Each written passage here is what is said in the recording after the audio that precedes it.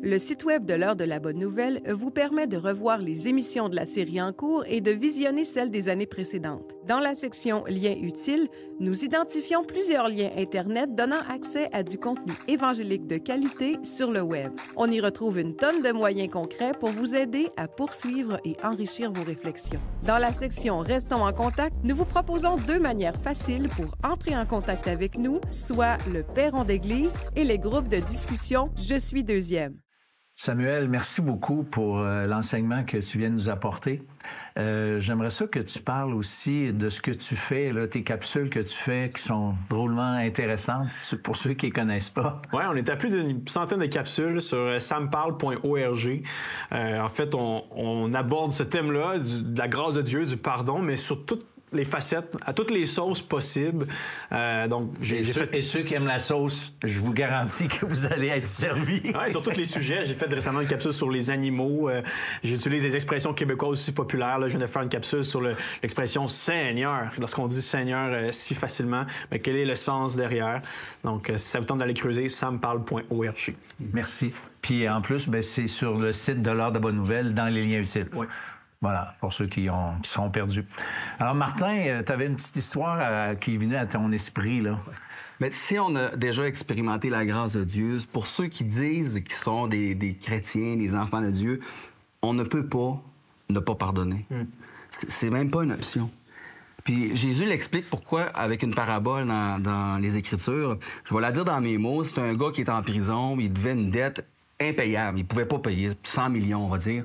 Et le roi, il dit, je vais te remettre ta dette, puis je te libère. C'est comme, soulagement, 100 millions. Ça aurait pris 200 ans, mettons, à rembourser.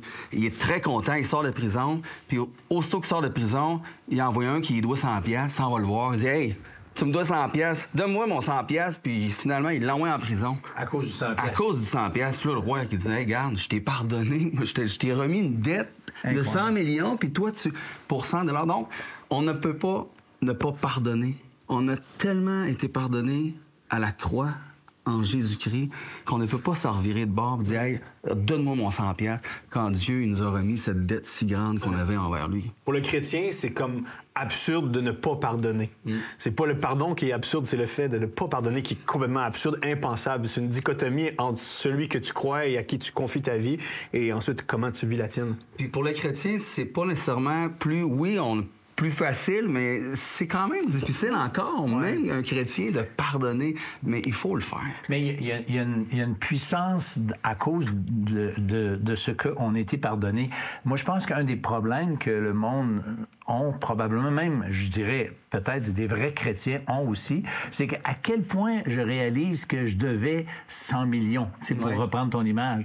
Moi, je pensais, oui, j'ai besoin d'être pardonné, mais je dois juste 2-3 000 piastres, là, je veux dire, la gravité de l'offense qu'on a fait à Dieu, moi, j'ai l'impression, écoute, ça fait 50 ans que je lis la Bible, puis plus ça va, plus je réalise, ma dette envers Dieu. Je savais que j'avais une dette, là, mais plus que le temps avance, plus que je réalise, plus que je connais Dieu, le Dieu saint, le Dieu de bonté qui est révélé dans la Bible, plus je réalise que je suis tellement loin, mais tellement loin de ça. Que cette dette-là a été clouée à la croix gratuitement. C'est un sujet de réjouissance à tous les jours. Puis ça n'empêche pas que des fois, on a un processus à vivre dans nos relations, des fois un processus de deuil de certaines relations, de rétablissement, de réconciliation. Il ne faut pas être naïf, mais on base notre vie quand même sur cette centralité-là.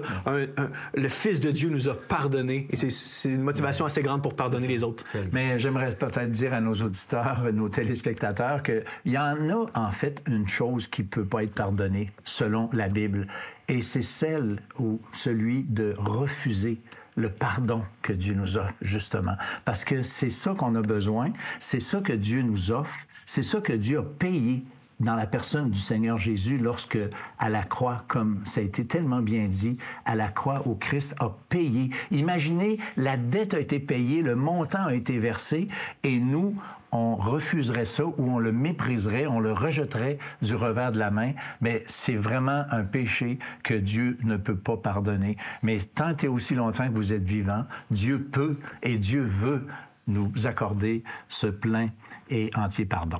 Alors, on vous dit au revoir et à la semaine prochaine pour une autre émission de l'heure de la bonne nouvelle. L'humanité veut rien savoir, souvent d'avoir un autre maître que soi-même. Il y a une solution, déjà maintenant.